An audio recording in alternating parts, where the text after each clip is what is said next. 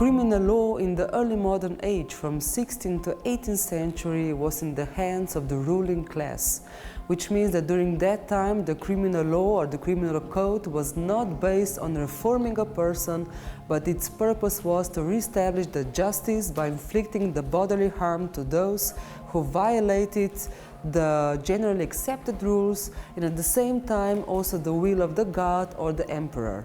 And it also means that at the end they have to gain the evidence, and how to gain the evidence was only through the confession of a crime, and to get the confession of a crime they really have to torture the people. So confession of a crime was the king of all the evidence. And for much more easy understanding of the criminal procedure during that time, from the jail through interrogation and at the end with the execution, we're going to follow a story of two costumed characters, a woman, she is accused of witchcraft, and the executioner, and their story is based on the first major witch process which took place in Ljubljana at the end of the 17th century, more exactly in the year 1691. And the first stop is going to be at the jail, and the jail during that time it was actually the place of the bodily harm and also the symbol of fear.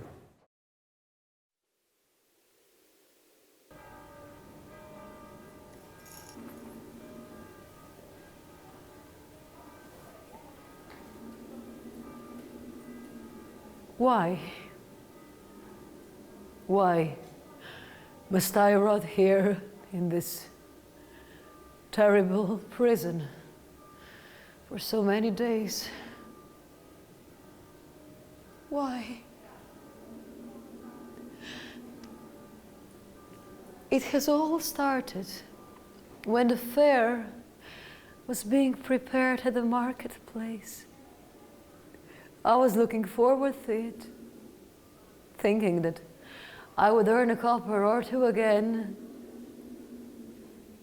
But it was not long before the city catchpolls decided to botch my plans. They came out of nowhere and seized me in front of everybody and took me here in this terrible prison. And the townsfolk, they did nothing. Instead of helping me, they even yelled, "She must be a witch. She was making kale. Let's burn her." God, what has befallen me? To think of what awaits me. It breaks me every time. But I am innocent. My conscience is spotless and clear. Anica Goriup is not one of those who belong to the devil, not one of those who caused all the calamities to befall our lands in recent years. I am not and cannot be. But still, that girl, Ushka, who was until recently jailed up here with me, she said so as well. But when they took her for the first time, she returned broken in body and spirit. Half consciousness, she was groaning that she couldn't take it any longer and had confessed. She said, "I am going to be the next." Whatever she meant by that, never did I get to find out. For when they took her for the next time, she never returned back. Look at her!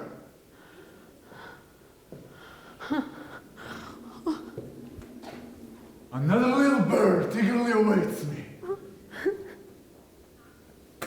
seems that the year of our Lord, 1691, is really going to fill my purse to the brim.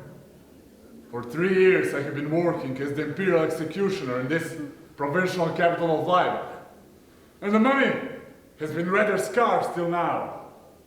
Because of my work, I'm a marked man. In streets and squares, people tend to avoid me. At the tavern, as well as the house of God, I have been appointed a separate spot. They say I'm a man without honor. But who cares? A job is a job, and money doesn't stink. Now I must take her before the Honorable Lord Judge. Oh, she's ready, clad in her witch's shirt. Look at her shiver. Her dirty soul must suspect her fate all too well. She's charged with witchcraft, and no doubt she'll deny it all. At least at first. But not for long. I tell you, they're all the same. Once Heinrich Zeringer, the executioner of Ljubljana, gets a hold of them, they all swiftly sing the same tune once they face me. But let's not get ahead of ourselves. The imperial law code demands a questioning by the Honorable Lord Judge. Come! No doubt he eagerly awaits us.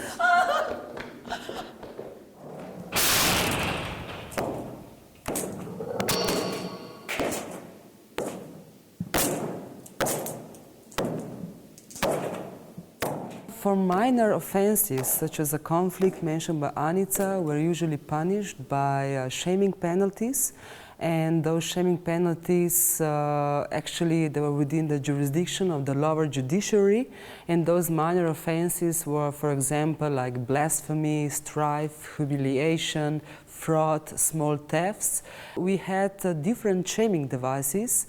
And, for example, we had like the shaming pillories. And for example, like a small theft, usually they were punished by shaming pillories. First, they were branded on their cheeks or on the back, and then they chained them inside into the shaming pillory.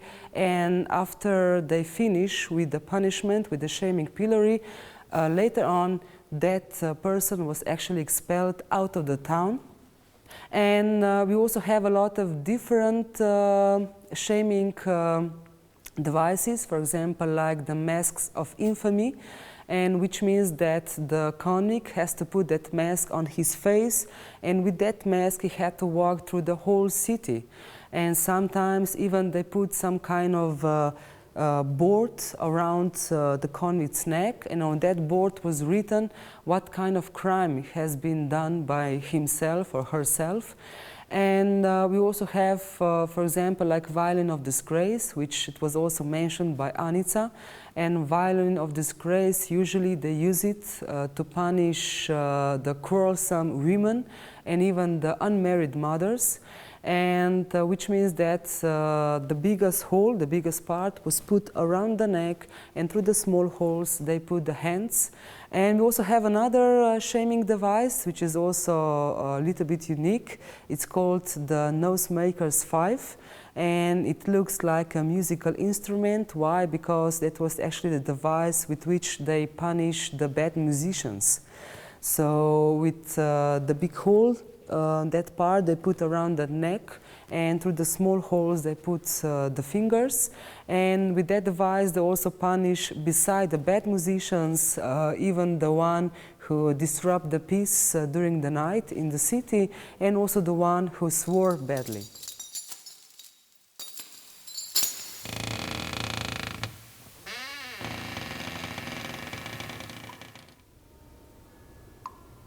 What happened to me on that day long ago, it was nothing compared to this, and yet it made me feel terribly miserable. Back then it was not my body that suffered, but my honor. It was like this. Me and my neighbor Marushka had long been resentful of each other. for she often gossiped me and spoke ill of me. To think of it now, I myself I always gave as good as I got, out of pure spite. Once I let slip that Marushka is committing adulterous acts with baker's helper Urh. Apparently that was a step too far, for we were in each other's hair right there on the street in a moment.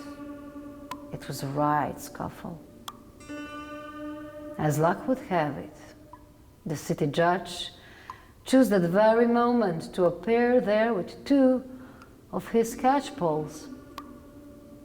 In no time, both me and Marushka were chained up upon the pillory in front of the town's hall and put in pair of violence of disgrace.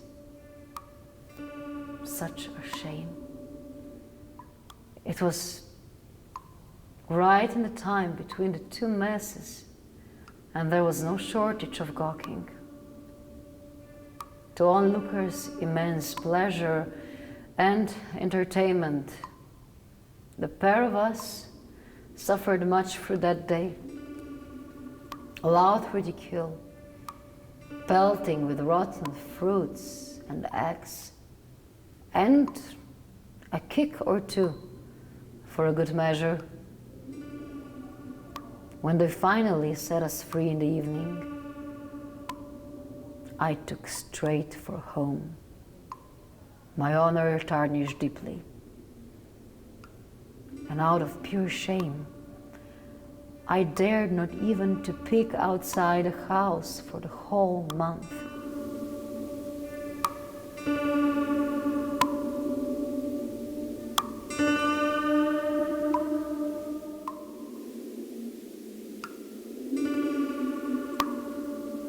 Cause minores, small punitive matters, often require my attention and leave me with a copper or two to spare.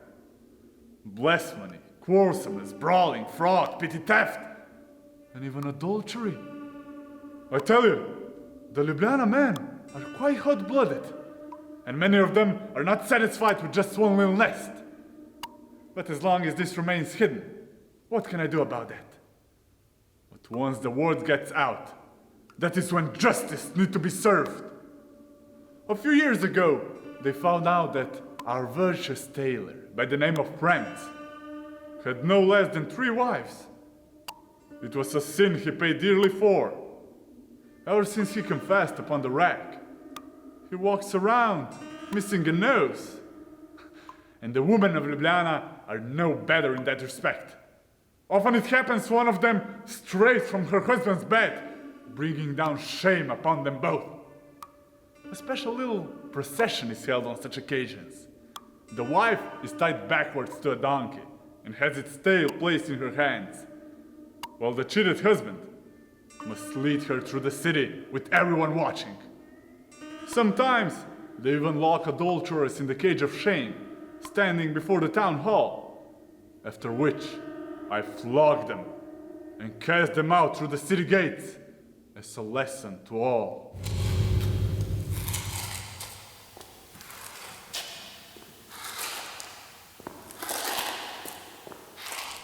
In serious criminal cases, the process of investigation was strictly separated from the conviction and from the punishment, which means that the process of investigation took place behind the closed doors. And in that room, there were present the judge, who was at the same time the prosecutor and also the investigator, a scribe who wrote down everything what was going on during that process, the 2 court assessors, who were also the members of the city council, and of course also the executioner and one of his hired men. And during that time, from 16th to 18th century, they knew 3 stages of torture. First, they brought the victim inside in the torture chamber, and of course first the executioner, he introduced himself to the victim, and then he explained the first stage of the torture. where he actually described with all the details, all the torture devices which he's going to use on the victim. For example, he also described the interrogation seat, and only the look onto the interrogation seat, you can imagine what kind of excruciating pain the victim was actually suffering or going on. And the interrogation seat, usually it has between 1,000 and 1,500 sharp needles. Then the other device was also the torturing with the water, where the victim has to be laid down on that device, and they put a funnel into the victim's mouth, and they also put a huge quantity of water inside. And there was not only the water, beside that they also put the manure, the urine, and also some other stuff, for example, like mud and so on. Then we also have another device which is called the Strappado, and with that device, first the victim's hands had to be tied on the back, and then slowly they start to lift the victim up, which means that at the end the victim's shoulders and arms, they were also dislocated. And finally we also have the rack. Of course, the rack, they stretch the victim's body. For example, they stretch their limbs until the limbs and the muscles, they were torn off. Actually, it's written down that the victim's body could be also elongated by as much as 30 centimeters.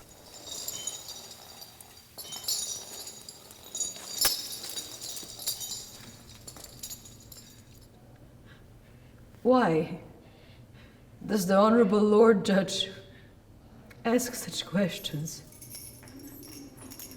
I am not one of those who practice witchcraft. Never have I partaken in any sorcerer's filth. Never have I bonded with the devil or have relations with him. Never have I defiled the body of Christ or conjured hail and storm with the devil's help. Never have I done any harm upon goods and cattle. No, never have I been meeting with other witches at obscene feasts. None of this is true. All lies and fabrications.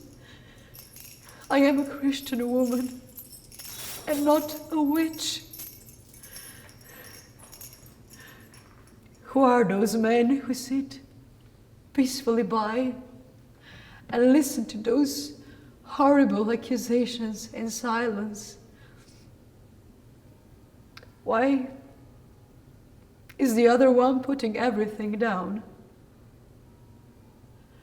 Honorable Lord Judge, what witnesses are you talking about?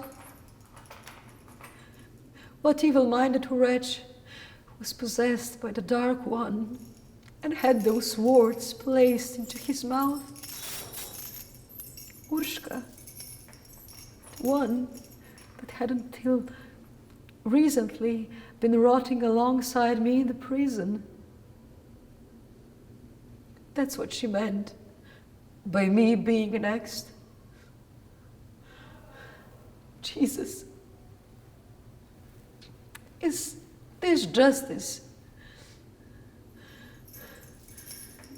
And what does the wretched man think to do with this strange tool? Horror. Never will I be the same if he ever uses it on me. Look at her! Already she trembles with fear, but still denies it all. With all this pretending, the Honorable Lord Judge's patience is soon to run out. Soon he'll order her questioned with the aid of torture. Or perhaps that won't be necessary. Her kind usually confesses right after a detailed description of what all those contraptions are for. In great horror, their courage quickly melts away, and they spill out everything, not giving any secrets to themselves. Should this fail, I shall chain her up and search her entire naked body for signs of witchery. With her honor stained in such a way, she is soon to confess. If not even that is enough, I shall strap her into the witch's chair. This very year I have been ordered to procure one. I have made a florin and a half out of it. It has been used across German lands for a long time. But only now have our city heads deemed one necessary here. That's how it is. Sorcery runs rampant, even in our own Carniola. I tell you, sitting in a chair causes excruciating pain. If she won't confess, I shall screw her every limb in, so her little bones snap, one by one. That is when she will definitely confess.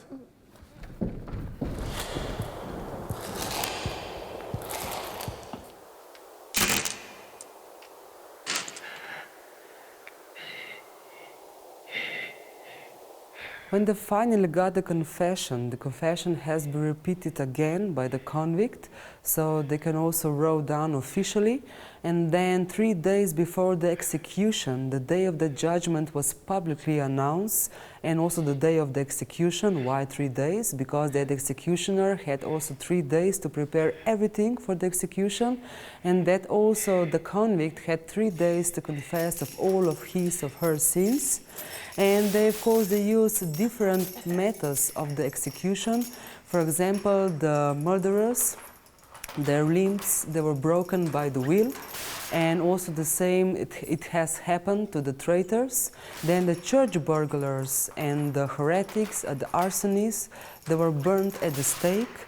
Then the rapists, the adulteries, they were drowned. And the child murderers, they were buried alive, and the stake was driven through their bodies.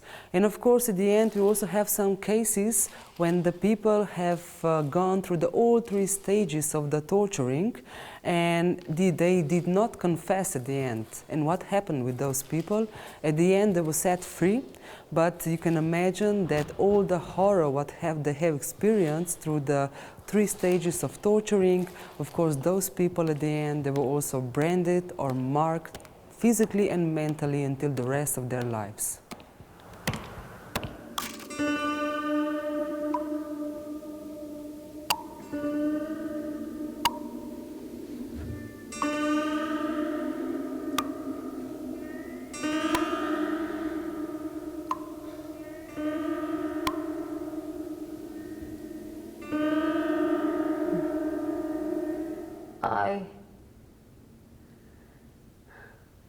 I've confessed. I've confessed it all, just for this barbaric torture to stop. When they first ordered me seated in witch's chair, I still believed in divine mercy and have denied everything.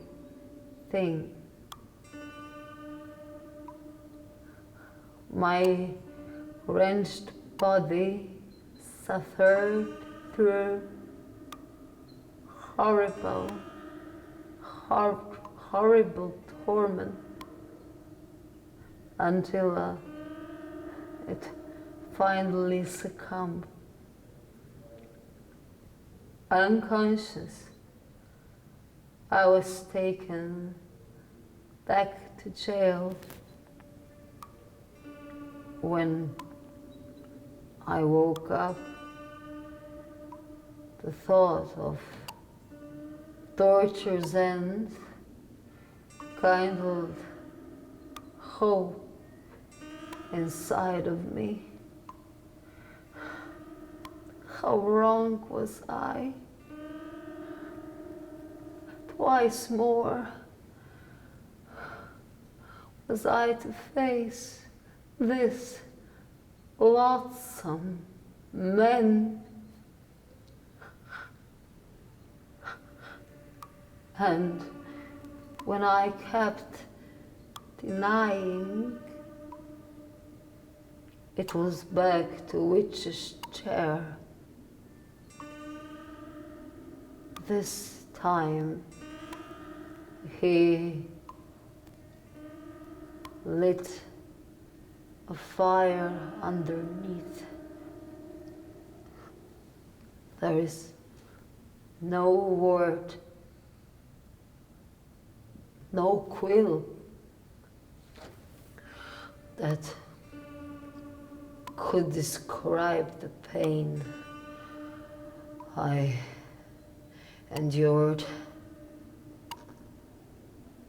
No, it had to stop.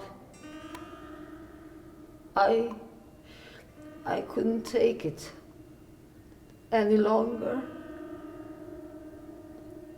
I've confessed everything they wanted me to confess. I've confessed to making hail. I've confessed to riding a pig on witches' gatherings.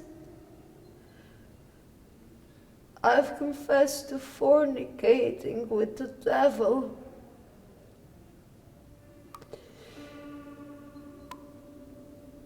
Once they took me back to jail, I felt relief at the torture's end and horrified by my future fate. Long I have waited in mercy of both body and spirit torment. Finally, they announced that I have but 3 days to repent and reconcile with the Almighty for the last time.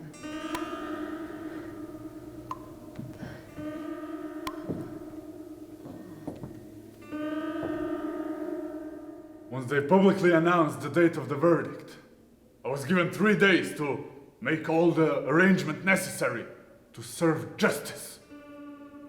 I put most effort into preparing the stake. It's true I used up 8 cords of wood, 5 large bundles of straw, and half a barrel of tar. But I did make a florin and 40 cents coppers for it.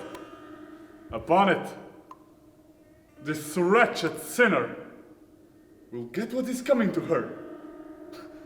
None till now has been so firmly clutched by the devil's claws and so hopelessly deceived into such stubborn denial. I've dealt with many, but none as resilient as her. She did go through horrible torment, that much I have to admit. And it is this very suffering that won her a merciful punishment in the end. She won't have to endure the pinching of the white-hot pliers on her way to the stake. And she won't be alive when she burns. Honorable Lord Judge has ordered me to first cut off her head with the imperial sword, and then leave her sinful body to the flames, which will cleanse it of all evil. This will make me 2 additional florins and a half. I'll make another florin and a half once I put her ashes into the black soil to the eternal rest. But let's forget about this for now.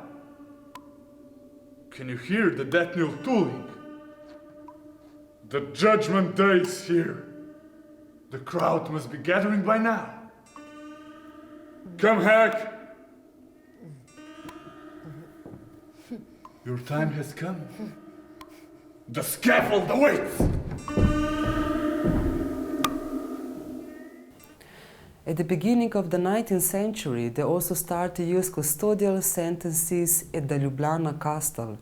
And during that time, actually from 1815 until the end of the Second World War, the castle served as a prison, as a penitentiary for convicts from Carniola and Corinthia who had been sentenced to 10 years of harsh imprisonment. And during that time, we also had a lot of political prisoners. For example, during the First World War, there were also many famous personalities or imprisoned here at the castle as political prisoners. For example, Ivan Cankar, one of our famous writer, he was also imprisoned here in the year 1914 because of the treason. And if we return back to the period between 16th and 18th century, we can only imagine that during that time he would be sentenced to death, but during the First World War he only had to spend 1.5 months in a prison.